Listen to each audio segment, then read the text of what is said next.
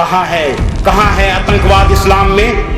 कहाँ है इस्लामिक आतंकवाद? कोई हमको बताए।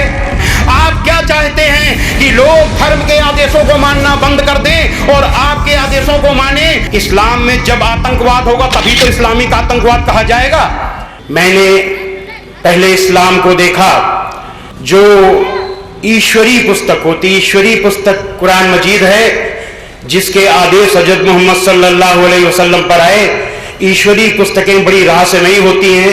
ईश्वरी पुस्तकों में वेद भी हैं। इनको समझने के लिए तन और मन की शुद्धि जरूरी है। केवल तन की शुद्धि नहीं, मन की भी शुद्धि जरूरी है। साथ में उसका तरीका भी होना चाहिए। तो पहले जब मैंने कुरान मजीद को पढ़ा तो मेरा तन शुद्ध था लेकिन मन शुद्ध नहीं था। मेरे मन में ये था, तमाम कारणों की वजह से, वो कारण मैं आगे बताऊंगा, कि इस्लाम में आतंकवाद है। तो ये देखने के लिए मैंने कुरान मजीद पढ़ा कि क्या इस्लाम में आतंकवाद है। तो मेरे दिमाग में एक चीज बनी हुई थी कि इस्लाम में आतंकवाद है, इसलिए मुझे इस्लाम में आतंकवाद दिखाई दिया, क्योंकि मन शुद्ध नहीं था। दूसरी चीज, जो तरीका है वो तरीका भी मालूम नहीं था।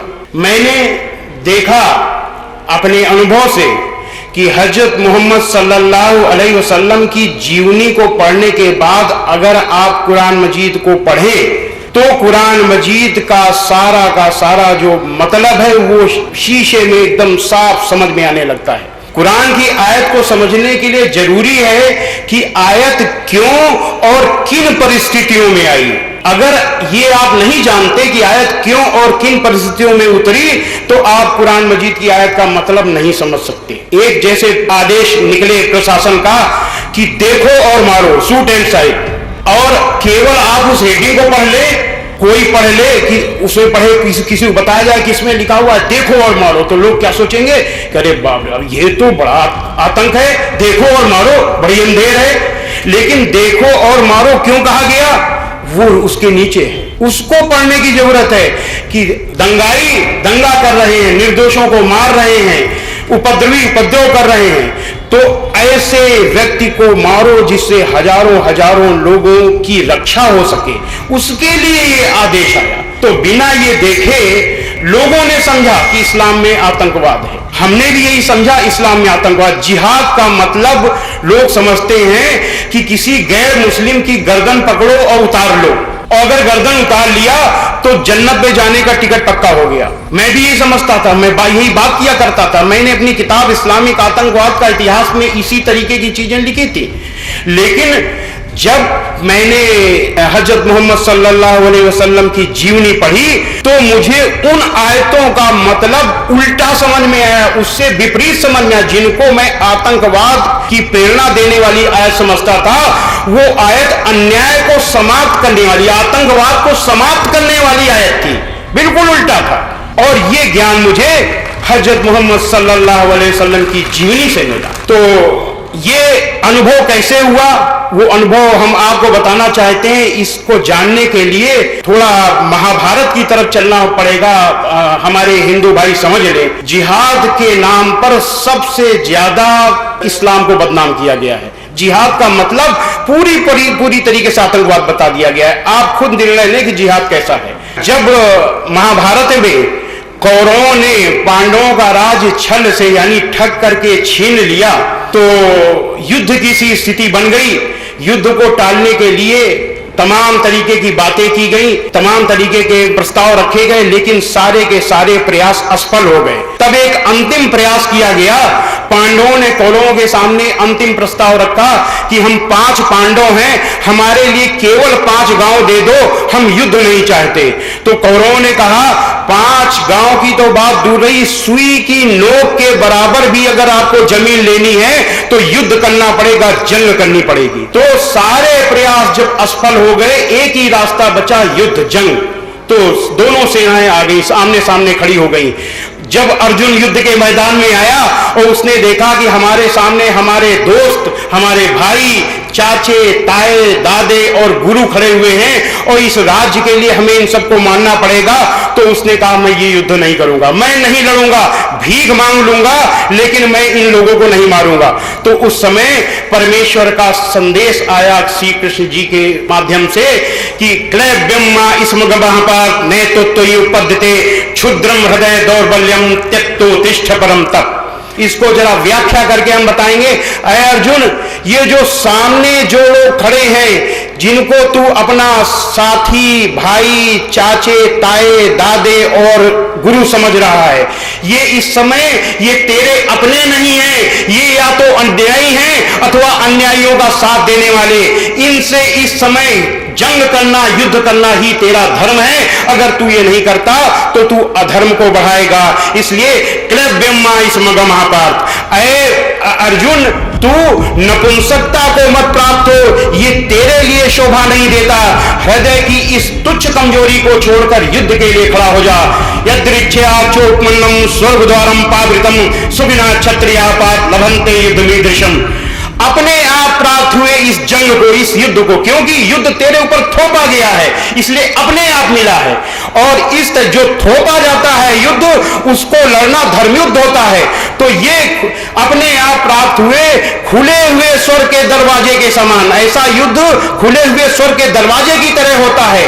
तो अपने आप प्राप्त हुए स्वर्ग के खुले हुए दरवाजे के समान इस तरह के युद्ध को किस्मत वाले लड़ाके ही पाते हैं। हतो वाप्राप्त स्वर्गम जित्वा वा भोक्षसे महीम तस्माद् उत्तिष्ठ कौन्तेय युद्धाय कृत निश्चया। अय अर्जुन, इस युद्ध में तू मारा जाएगा तो स्वर्ग को जाएगा, अगर जीतेगा तो इस पृथ्वी को भोगेगा। इसलिए युद्ध के लिए दृढ़ निश्चय करके खड़ा हो जा। अच्छेत तुमम धर्मम संग्रामम न करिष्यसि ततः स्वधर्मम कीर्तिम च हित्वा पापम अवाप्स्यसि। किंतु यदि तू इस धर्म युद्ध को नहीं करेगा तो अपने यश और धर्म को खो करके पाप को प्राप्त होगा। ये आदेश आया श्रीमद् भगवद गीता में धर्म युद्ध के लिए। इसी तरीके से मक्का में जब हजरत मोहम्मद सल्लल्लाहु अलैहि वसल्लम ला इलाहा इल्लल्लाह, परमेश्वर के सिवा कोई पूज्य नहीं है, इस सार्वभौमिक सत्य, इस यूनिवर्सल ट्रुथ का संदेश दे रहे थे, तो उनके ही भाई बंधु कुरैश उनकी आपकी बात का विरोध करने लगे, आपके जानी दुश्मन हो गए, क्योंकि वो स्वार्थ में चूर थे, घमंड में चूर थे। तो जो सोचने समझने की ताकत होती है वो विवेक होता है, वो ताकत तब खत्म हो जाती है जब आदमी घमंड में आ जाता है, लालच में आ जाता है। तो मक्का के कुरैश उस समय घमंड और स्वार्थ में चूर थे और विवेक नष्ट हो गया। इसलिए हजरत मोहम्मद सल्लल्लाहु अलैहि वसल्लम के बताए गए इस सत्य के संदेश को समझ नहीं पाए और उनके जानी दुश्मन बन गए। आपको तरह तरह से सताया गया, आपकी जान लेने की कोशिश की गई, आपके अनुयायियों को तपती हुई रेत पर, अरब की तपती हुई रेत पर दोपहर को भूखा प्यासा नंगा लिटाया गया। और ये आतंकवाद, ये अत्याचार 1 साल 2 साल 3 साल नहीं, लगातार 13 सालों तक चलता रहा।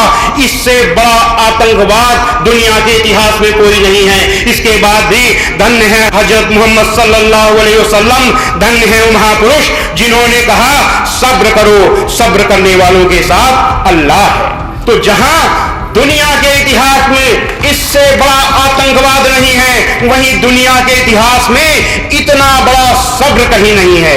और एक तरफ जहां राज्य के लिए अन्याय हो रहा था महाभारत में, और वहीं दूसरी तरफ मक्का में सत्य को रोकने के लिए अन्याय किया जा रहा था, सत्य को रोकने के लिए तरह तरह के लिए अन्याय आतंकवाद किया जा रहा था। और जब अल्लाह के आदेश ठीक उसी तरीके से आदेश आए, कैसे आदेश आए? कुरान मजीद के सूरा 22 आयत 39 में आया कि जिन मुसलमानों से खामखा लड़ाई की जाती है उनको इजाजत है कि वे भी लड़े, क्योंकि उनके साथ जुल्म हो रहा है। लेकिन जो धर्म होता है वो धर्म मर्यादित होता है, मर्यादा की सीमा नहीं तोड़ता। इस्लाम मर्यादित धर्म है, ईश्वरीय धर्म है, उसने मर्यादा की सीमा इस युद्ध में, इस जंग में भी नहीं छोड़ी।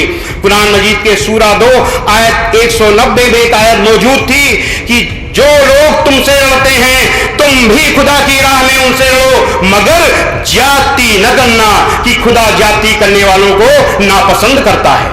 इतने इस तरीके से उस जंग को जो असत्य को बढ़ाने के लिए, सत्य को दबाने के लिए की गई थी शैतानों के द्वारा, उस जंग को लड़ने के लिए, सत्य की रक्षा के लिए, अपनी रक्षा के लिए, आतंकवाद अत्याचार को मिटाने के लिए की गई उस जंग को भी मर्यादित किया इस्लाम ने, और ऐसे धर्म को आज आतंकवाद से जोड़ा जा रहा है। कितने बड़े दुख की बात है।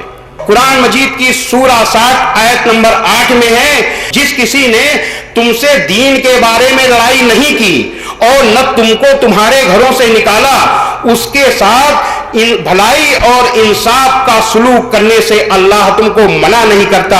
अल्लाह इंसाफ करने वालों को पसंद करता है। यानी जिसने किससे लड़ाई हुई, लड़ाई किससे हुई? लड़ाई हुई जिस किसी ने तुमसे दीन के बारे में लड़ाई की और तुमको तुम्हारे घरों से निकाला और तुमको निकालने में औरों की मदद की। अल्लाह उनसे दोस्ती करने से तुमको मना करता है, और जो लोग ऐसा करेंगे वे जालिम हैं। ये सूरा 8 की 9वीं आयत है, अगली आयत है। यानी कि जिन लोगों ने लड़ाई की धर्म के बारे में, घरों से तक निकाल दिया या घरों से निकालने में मदद की, उनसे लड़ो नहीं, केवल दोस्ती न करो, केवल दोस्ती न करो। लड़ो कब? जब इसके बाद भी रास्ता बंद हो जाए। तो जिहाद की परिभाषा क्या है? जिहाद की परिभाषा है असत्य, अन्याय, अत्याचार और आतंकवाद का विरोध करने के लिए, अपनी रक्षा के लिए किया गया हर प्रकार का प्रयास, यानी जद्दोजहद जिहाद है, जिसका अंतिम विकल्प युद्ध है। यह हजरत मोहम्मद सल्लल्लाहु अलैहि वसल्लम ने किया, यह कुरान का आदेश है। और ऐसे पवित्र जिहाद को जो गीता के धर्म युद्ध की तरह है, जो इतना महान, इतना पवित्र है, उसको कुछ लोग आतंकवाद से जोड़ते हैं। गीता में जब वो आदेश आता है तो धर्म युद्ध बताते हैं, जब वही आदेश कुरान मजीद में आता है तो आतंकवाद बताते हैं। ये दोहरी नीति कैसे हो सकती है?